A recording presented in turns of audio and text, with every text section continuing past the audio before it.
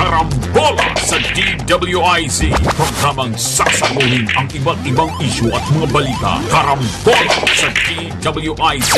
Tatalakayin, hihimayin at pagtatalunan ang iba't ibang mga isyu. Karambola sa DWIZ. Programang pwede kang mag-website pero for now, pwede ka rin mas-crash. At ngayon, narito na ang inyong mga karambulista at ang programa Karambola sa DWIZ. Magandang umaga. Welcome to Karambola. Kasama sa Impilan, Joel Laksamana. Ako po si Trixie Cruz Angeles. Wow! Mapapanood at Thank you. Grabe, bad hair day yata ako ngayon. Mapapanood at mapapakinggan kami via our website, twiz882am.com. Dito maaari ninyong i-download ang DWIZ app for iOS or for Android at para mapakinggan kami via internet audio. Live rin po kami sa DWIZ 882 Facebook page at sa YouTube live streaming. Huwag pong kakalimutan like, share, follow, and subscribe. And join our very exciting comment section. Mapapakinggan kami sa radyo and you can participate via our text line 0999-376-6768. Ulitin po natin 0999-376-6768. Mapapanood din po kami sa Digital Free TV Aliw 23. On Sky Cable, we're on Channel 72. Sa Signal, we're on Channel 24. Sa TV Plus channel, we're on Channel 27. Sa GMA Afford the Box, we're on Channel 25. Available din po kami sa ibang mga digital TV devices and receivers. Huwag po lang kakalimutan i-rescan para lumitaw kaagad ang Aliw 23. Magandang umaga. Good morning. Good morning, Boss Jonathan. Talagang pag binabasa ni Aton Trixie ang nasa teleprompter, iba ang dating, pare, kapag tayo nagbabasa. Una-una nababasa niya. Nababasa niya dahil. Nagkakasabit-sabit kami kahapon dalawa. Nagtatag team kami. Ako naman. Ang sama na ng ating mga ano ngayon eh. Good morning. Merry Christmas, Attorney. At Happy New Year na. Happy New Year na. New Year. Saka siguradong tableya tayo. Ay, nako. Dala ko na. Uy, ang sarap ng sikwate tableya galing sa Davao. Matindi ang mga. Sa Davao de Oro yan. Kaya ba pag galing sa Davao yung tableya? Meron kasi it must be the soil. A certain element. Soil, hangin, lahat, etc. At saka, they go together. Ang tsokolate at saka kape, kung ano yung soil na maganda para sa sikwate, yun na rin maganda din para sa kape. Why don't we utilize that for RCEP? That's what we do in Batangas. Hindi, yun na nga sinasabi natin kahapon na importanteng makita natin ulit yung mga traditional na mga areas na may mga ganyan. Tama ka, yung focus natin. Doon competitive tayo nun, ha? Yung paboritong ekonomista, pwede natin sabihin. Noon, competitive tayo, panahon pa yan.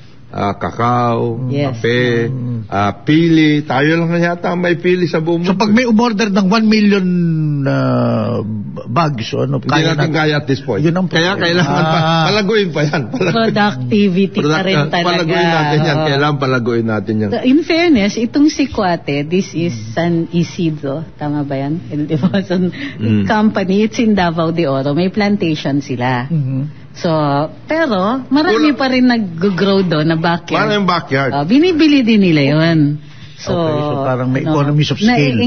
Na-encourage din yung backyard farming kahit a few trees lang kasi actually maraming napoproduce. May consolidators. Yes. May tatlong grupo na magagaling. Of course, yung Malagos, yung mga Auro. Merong Auro ngayon na nananalo sa mga contest pagdating sa yung yung quality. Yung quality. Ayun, nakita ko na yung supot eh. Ayun na, okay. Tatlong bago tayo mag-umpisa kailangan i-describe. Ikaw naman. Naano ko sa tableya. Nakakalimutan mo. Actually, as a prelude. A dramatic prelude to New Year. Ayan. So, itim siyang blouse na may ruffles. The skirt, now it escapes me, my fashion, plaid. Pero parang naano ko, ito yung mga sinusuot ng mga Scottish pag nagpapatugtog nung Oo, traditional yun. Traditional yun. And may colors. At dahil plaid, at dahil Scottish nga ang effect, naka-boots na knee-high.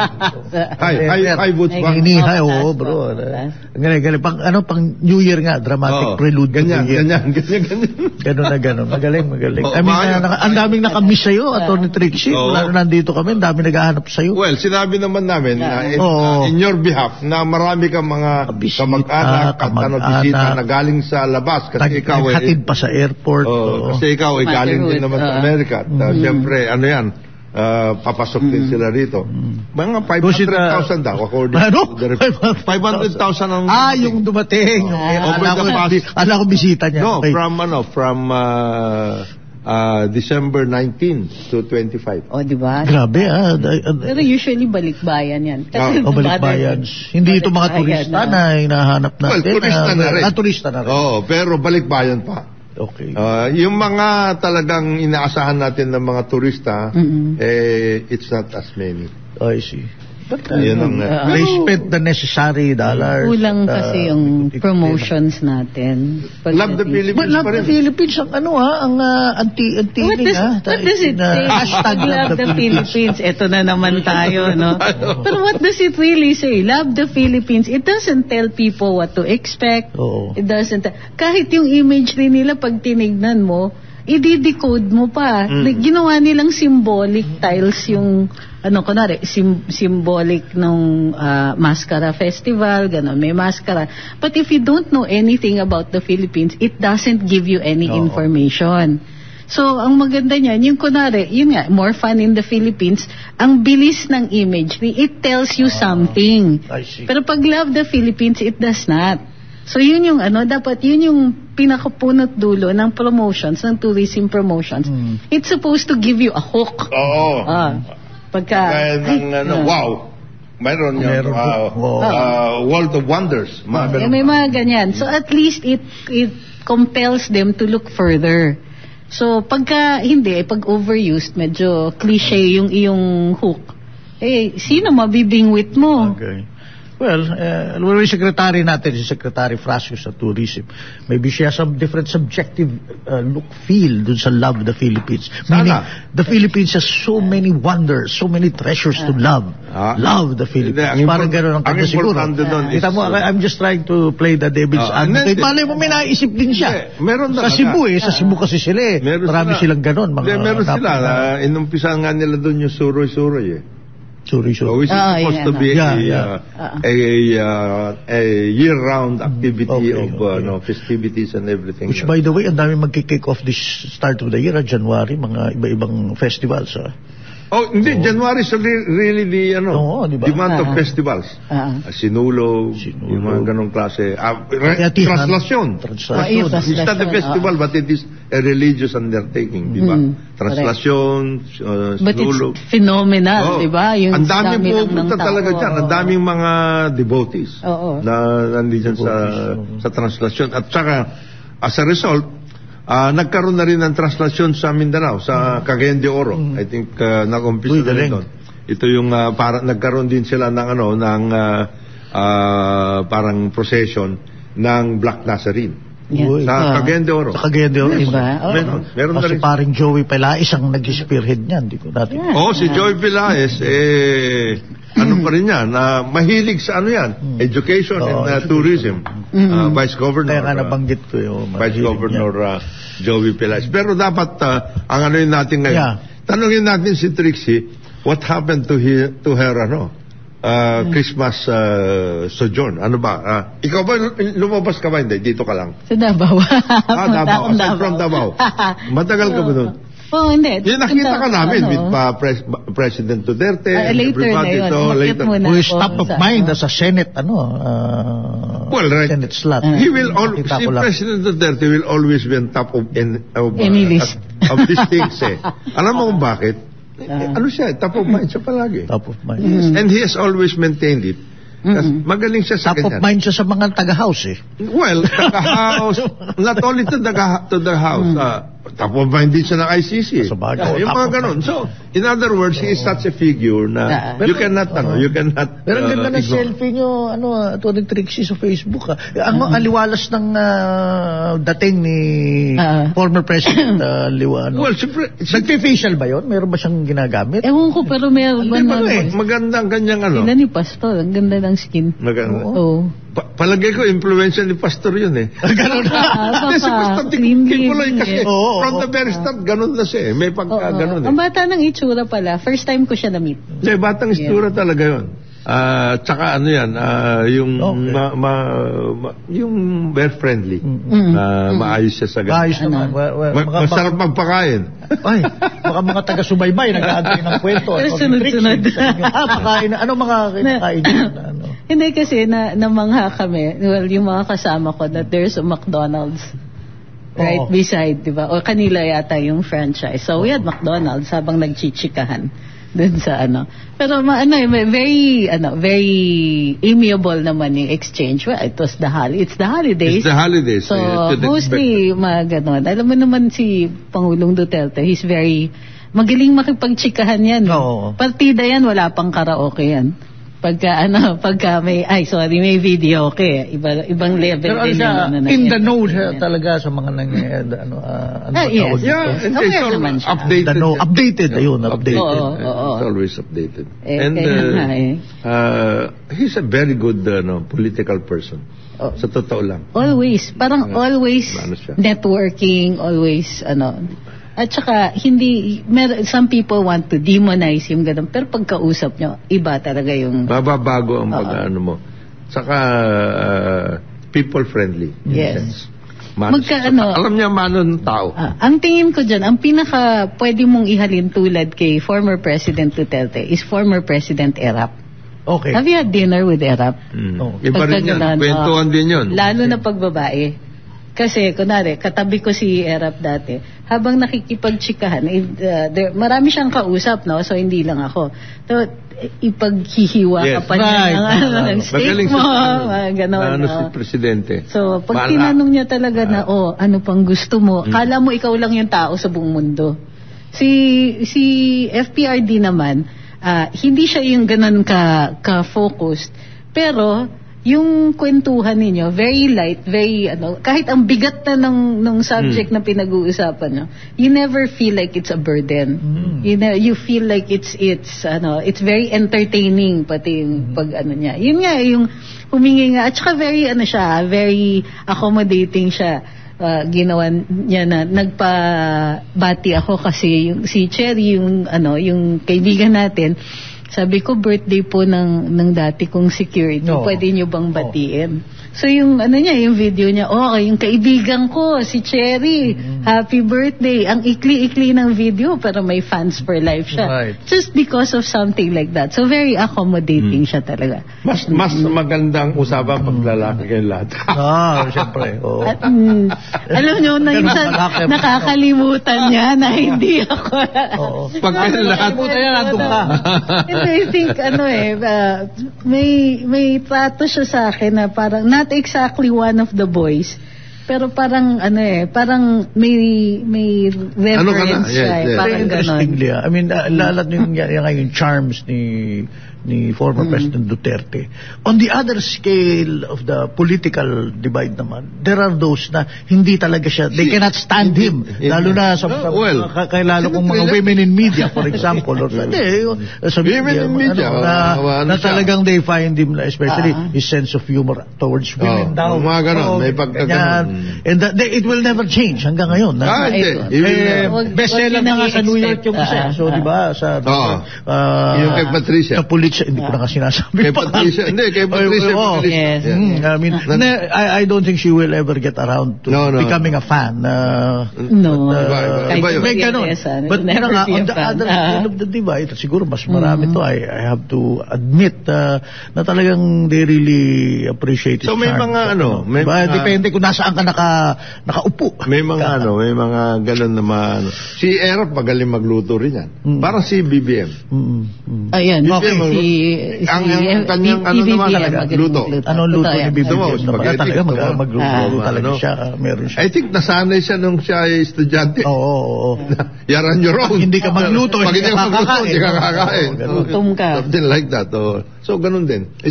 May kanya-kanya silang, may kanya-kanya silang paraan. Ano pa dito kay PBBM, lalo na una kung, after a long time, nag-meet siya sa Media. Media. Alala ko, International Association of Business Communicators. Hindi. Tsaka yung sinetap ni Elmer Godard sa Green Hills. Abay, kahit na 3 oras na kayo, there is no question na hindi niya sasagutin. Walang problema sa kanya. At never ko nakitang napikon. Kaya nagulat ako yung hindi siya tumanggi siya magpa-interview na kay Jessica Soho, ganyan. Sabi ko, hindi naman nailag to. Bakit kaya? Siguro, it was a strategic thing na rin. Strategic yun. It was meant to be. But I know him na hindi iilag yan. Uupo yan. At kahit na medyo, siguro kahit na yung question siguro nakakainis na. Hindi kasi yung format nun kay Miss Jessica was not conducive to a good political conversation. In the midst of a campaign. Plus, ang laki na ng lead niya sa public opinion surveys. He didn't need that. So, kesyo naman maano ka pa, risk something, risk na i-edit yan, risk na he would be put in an unfavorable light with such a big lead. It was better na go somewhere else. Yung mas maganda yung meron kang personal interaction. So, being on the stump was actually better kesa yung magpa-interview siya. Yeah, so, right. Strategic being in the stump was... Diba, what I'm just saying is, you said that the unfavorable light thing, he struck me as a fellow that really doesn't, it's not a problem for him. Whatever the light is, whether it's ultraviolet, black, green, walang problema sa kanya. He likes to talk din actually. I think he's politicians. Hindi, pero hindi siya nabibikon. Kay former President Duterte, iba naman yung talk niya kay dating Presidente Erap, iba naman yung kanila. May folksy, charm na talagang pagkaganon. Naalala ko kay Erap talaga, minsan sa media, and he was still mayor at that time, medyo makikita yung katandaan ko, mahilig kakain nga, pero siya mahilig yung, pareho sila ni Danny Floro dati sa Crispa, yung downtown. Biglang ihahaluin ang kamay niya yung pagkain. Isa-isa ilalagay doon sa, ito, Arroz Valenciana. Ikaw naman, okay Si FBR naman, iba rin. Hindi. May pagka-reserve ng content. Pero when you, after a while, medyo maayos na yun. Palabiro. Palabiro siya. Palabiro si FBR. Si GMA, teacher talaga. Totoo yan. Hindi, pero, even if she doesn't like you, she will treat you well. Ano yan.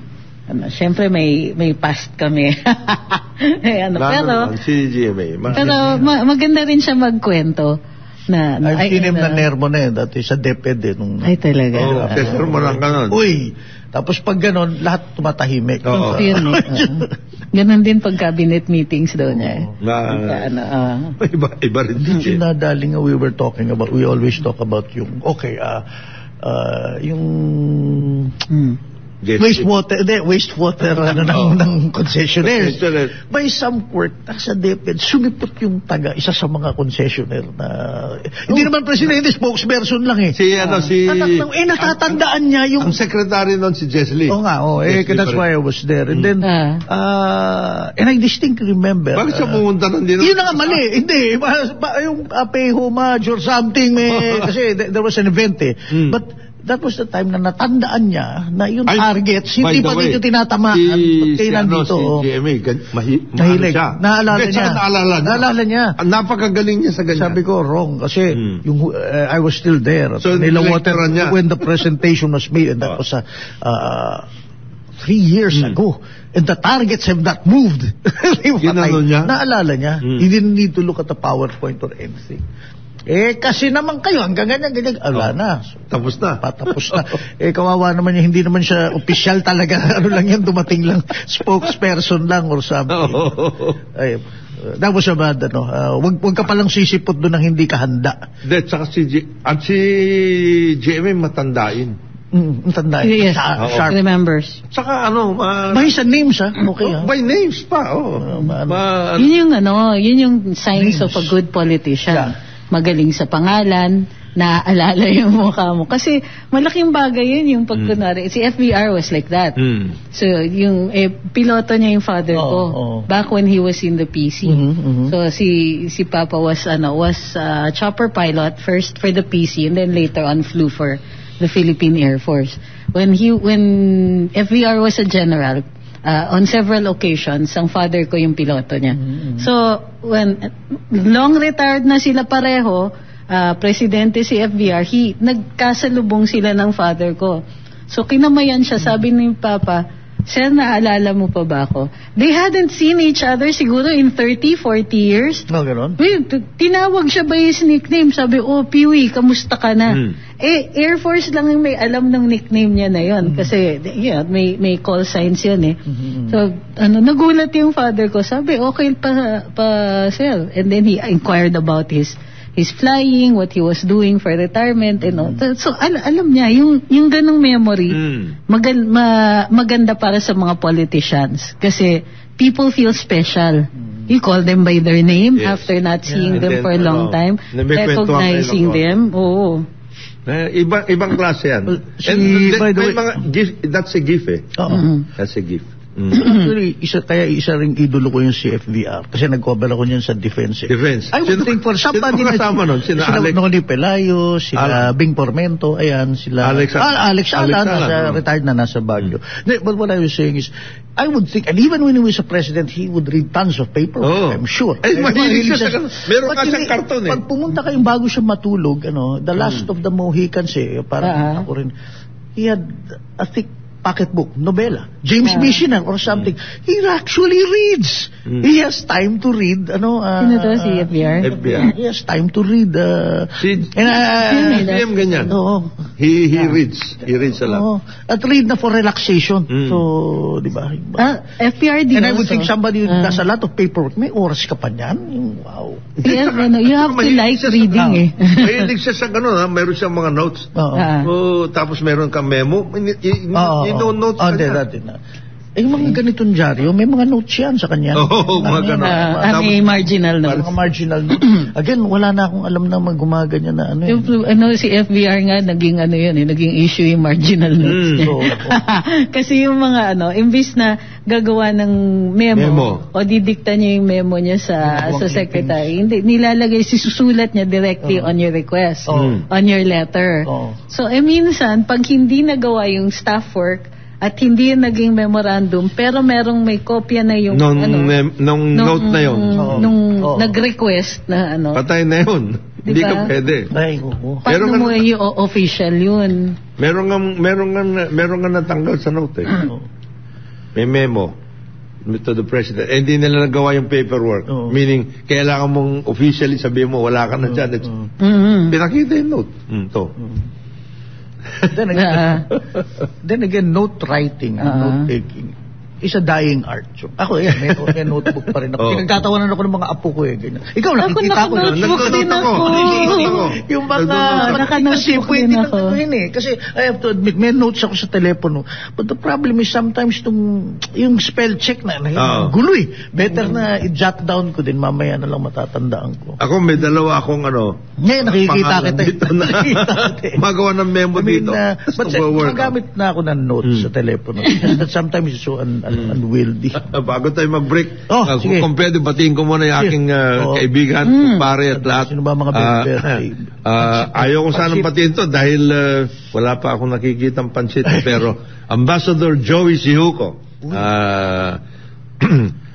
dati nating kaibigan, dati nating ambassador sa he was part of the embassy in Washington DC.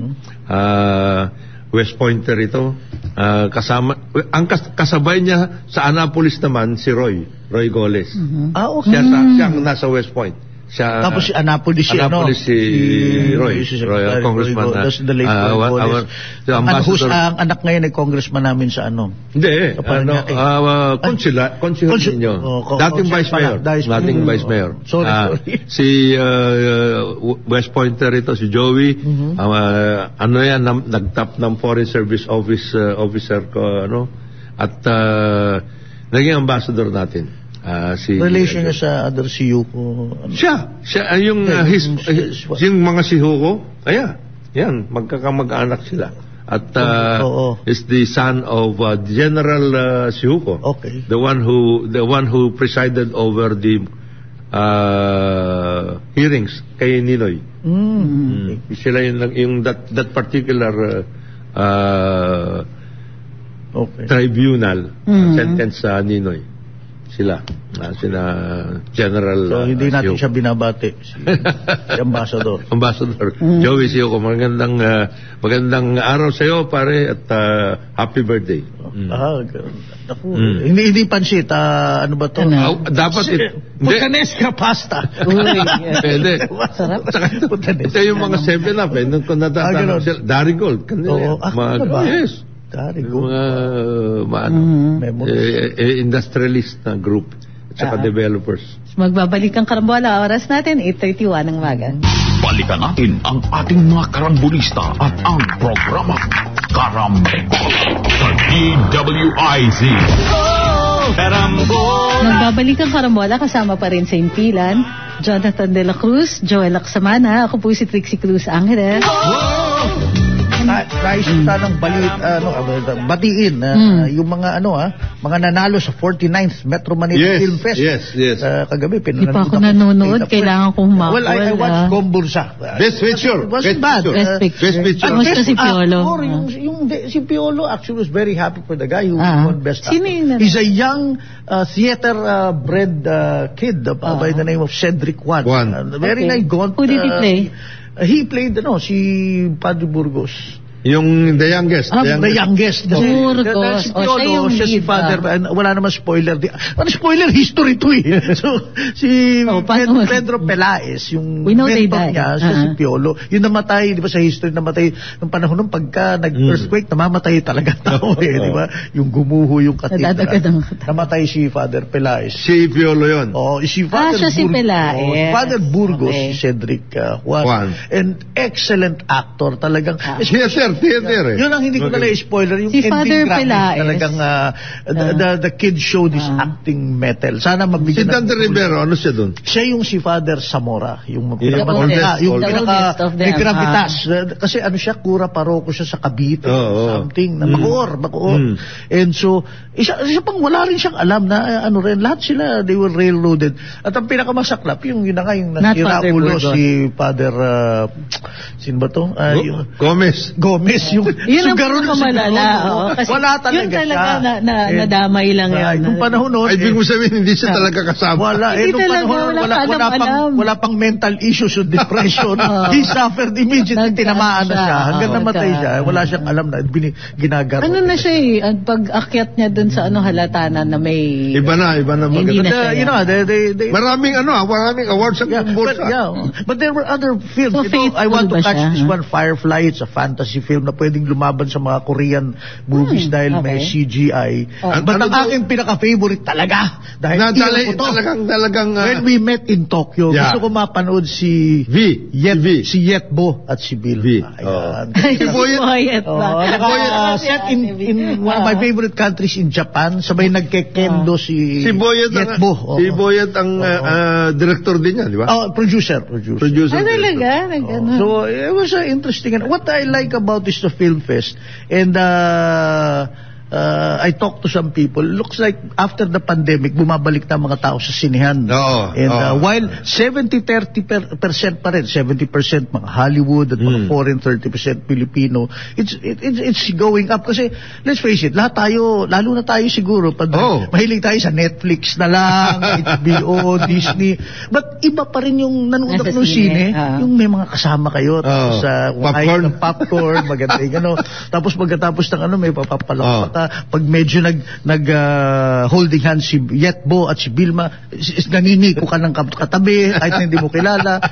Sa Netflix yung magawa yun eh. Bothered ka. Sarili mo lang nagtetelepono ka, punta ka CR, nagluluto ka. It's not the same. So, hindi, iba pa rin ang movie houses. Ang sinabi ng mga producers and even movie theater owners na dahan-dahan bumabalik ang tao. And that's good. Not just in Metro Manila, all over the country. That's good. Ang importante ngayon, now that, yung sinasabi mo parang, Joel, now na sinasabi mo yung ganyan na people are going back to theaters, etc. And I think, sana naman, ang ating Philippine cultural scene, including especially filmmaking, etc. and everything, goes back to the same old system. Dati kasi, panahon, and this is a credit to Mrs. Marcos Imelda, si Ma'am.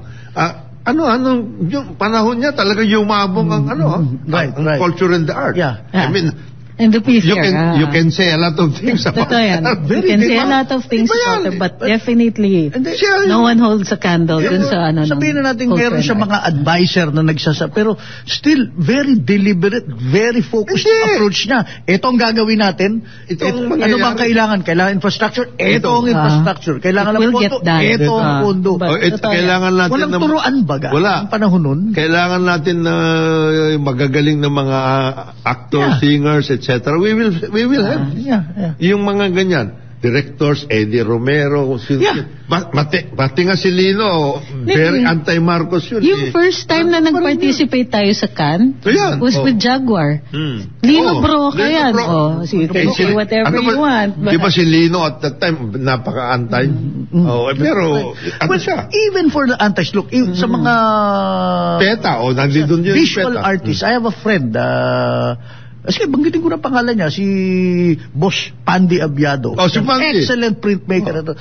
Minsan nagiinuman kami years ago, sabi ko, pare, kontrang-kontra ka eh. Actually, isa ka sa mga, nung panahon ni First Lady, sa cultural, kayo yung mga, wala namang problema ron eh. Totoo lahat yun. Pero I have a thing about their politics, but insofar as the arts, saludo ko sa kanya. Binigay niya lahat sa amin, kami nila Bencab, lahat yan. Mon Orlina, lahat kami, umano kami yan. We benefited. And all aspects. Benefited na no strings attached. By the way, pinapunta sila sa Spain. Yung mga artists, mga dance troops, choirs, yung mga ganyan. Yung theater, yung Lea Salonga, yung mga, sila Lea. Yung bayanihan. Bayanihan, Ang pinaka-request na lang, pag nagkakaroon ng event sa cultural, darating sumipot naman kayo. That's why meron siyang yung mga barong nun, yung may mga pilekis muffler, meron akong ganyan. Kasi kailangan pupunta ka rin, nakabarong ka. Well, problem. Attendance lang pala, ang kapalit ni Mami, okay lang. Rowena Arrieta, yung hindi humihingi ng artwork yan or something. Hindi kaya. Para sa wala. Jamie Laya, Petro. Yan ang mga Hindi, but again, ano yung pinaka number one objective niya is really to put the Philippines on the map. Nauna nga tayo sa mga Korean novela. Sa Singapore, yung mga arts festival. Wala silang ganun. Tayo yung meron nun. Meron tayong experimental cinema. Dito natatry out yung mga bagong techniques, bagong storytelling methods, mga ganyan. Ito talaga yung nagpalagay sa atin, nag-uplift sa ating mga local directors. Si Broca, galing stage yan galing theater yan. Pero he was able to transform yung theater experience niya into a good storytelling technique na mura. By the way. Namura, Hindi kasi, essential, it's still a business. Pag gumagawa ka ng pelikula, makabigay ka ng kwento, wala kang high-speed car chases. Yes, ganon. Pero, naririnig yung kwento mo. Kaya nga, good showing ang Jaguar sa Cannes. First time natin yan. And eventually, pero it took a long time bago tayo nanalo ng Palme d'Or. So, si Raymond Red ang first natin sa Palme d'Or. Right. Pero, anong inano ni Raymond doon? Ano yung kanyang he had a film yung historical din yung sino yung huling general na nag-surrender? Malvar. Hindi, si yung mahabang Sakay. Oh, he did that film. Si Raymond ba yun? Oo, which at that time was hanggang ngayon it's mahirap gawin. Mahirap gawin.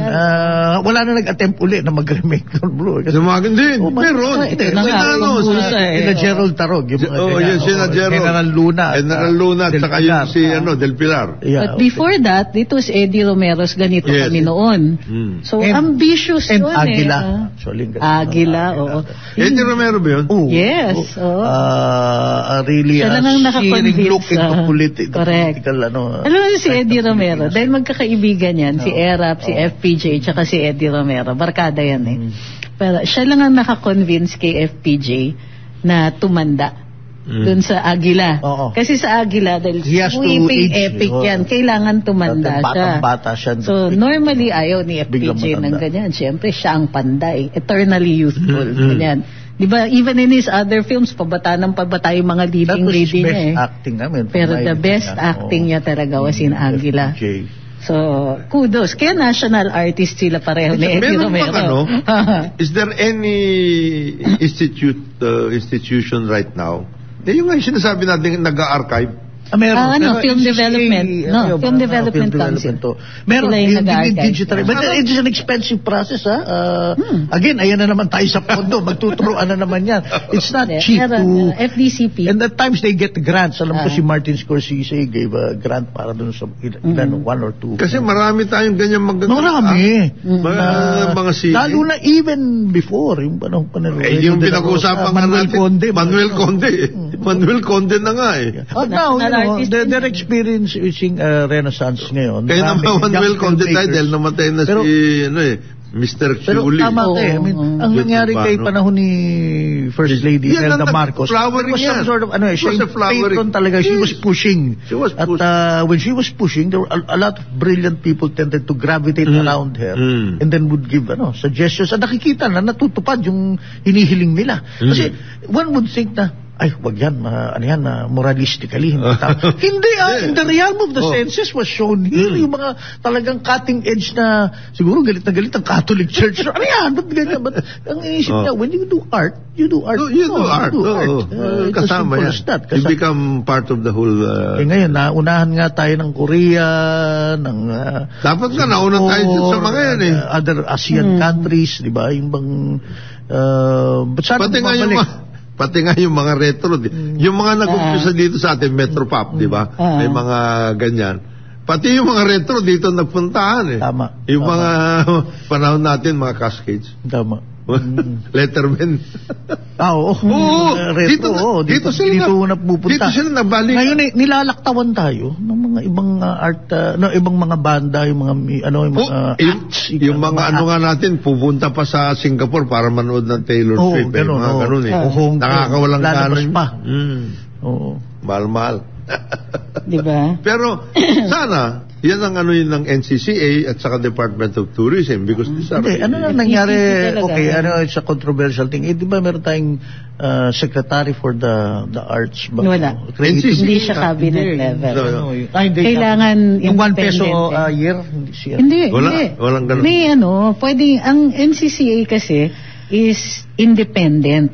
Talaga sa charter nila. They wanted to raise it to the level of a constitutional commission. Kasi talagang ang arts naman, hindi mo pwedeng gawing politika. Okay. Kasi merong nag-a-ambition dyan Yes. Naging ambisyon. Pag yan ginawa mong mapupoliticize Takot-takot. Politicize na nga. Imagine mo, kunwari, nagka-Department of Culture tayo. Sino yung i-appoint na secretary? Ilan lang naman ang qualified to do that. So kung politikahin natin yan, tapos ang nakaupo dyan, walang kaalam-alam sa o kaya galing sa sektor na iba mag-isip na kakaiba and hindi nakakaintindi ng burokrasya. patay paano yan? Hindi lang yun. Anong mangyayari dun sa National Endowment Fund? Okay. So, itong maganda sa NCCA, unusual siya kasi nakakreate siya ng sarili nilang pondo. So, you have an endowment fund, binigyan ng seed money ng PAGCOR, yung interest na yan ang ginagamit para sa 30% goes to the admin costs of the NCCA, tapos the rest goes to projects for culture and arts. Okay. So, ang kinukuha na lang sa GAA, maliit na lang. Less na dati nung nandun ako, siguro wala pang 40 million na ang GAA ng NCCA. Medyo lumalaki siya. Okay. 200 plus employees. Pero buhay na buhay siya because your endowment increases every year. Tapos binibigyan pa yan ng infusion through the travel fund. So, nare-relieve yung gobyerno of the burden at nagiging independent siya. Hindi siya pwedeng utusan halimbawa ng Senado na, you do this project kung saan yung ancestors naman namin ang i-institutionalize natin. Ganyan. So, magiging hero tuloy ang lolo ko. Walang ganun.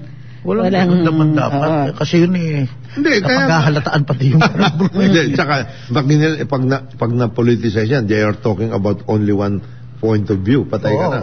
Di ba? Yung ganong class. What we really would like to see is yung revival ng mga ganyan activities, including the institutions. Kagaya nun, yung Philippine School for Arts sa Los Baños. Wala na yun, Actually, meron pa rin. I know some kids, but it's neglected. Some kids who came from there. Super neglected. Sila the last of the Mohicans. Sayang yun. Yung mga ganong klase. Of course, yung Film Academy, etc. nandiyan pa rin. Film Development. Yung Film Development Council of the Philippines. FDCP. At saka yung mga iba na mga homegrown, sana magkaroon din ng that can be part of the activity na pwede magawa ng endowment fund. What's happening right now, just I know this for a fact, is pero iba-ibang organisasyon sila, they set up different film festivals. French, Asian, may European, may South American din, parang nagiging talaga parang festivals. Tapos of course we have that Cinemalaya. Tayo may Cinemalaya tayo. But yun nga Virgin Lab Fest. Virgin Lab Fest. Pero stage yan. That's for new playwrights. Ganun. Yun nga, nung panahon ni First Lady, parang lahat yun natutulungan lahat. At may central, na pwedeng lapitan. Diba? At that time. Well, siguro priorities lang yan. But ang priority nga dapat ma-workout yung mga ganyan because nawawala na tayo sa our sense of nation, our sense of self, our sense of aesthetics. Wala na tayo. Walang literate na. Parang the tendency for those things, to happen, really happen. Itong pinag-uusapan natin a week ago yung si Michael Kiyon dahil nakita ko dun sa PSS. Bakit suddenly would somebody would come, would speak about an idea to the president or the first lady, and then ayun, 1 week later, may nangyayari na. Diba? It would not be talk to death or something. Well, totoo yan. Basta tama lang yung programa, uusbong, get it off the ground, put some deliverables there, gano'n na nangyayari. Yung sinasabi mong talk to death, yan ang ating talk to death. Pastime natin. Ito nga. Pinakamagaling tayo sa ganyan talking to death. Paborito natin sekretaryong DTI. Meron na namang shrinkflation. Bakit nabasa mo yun?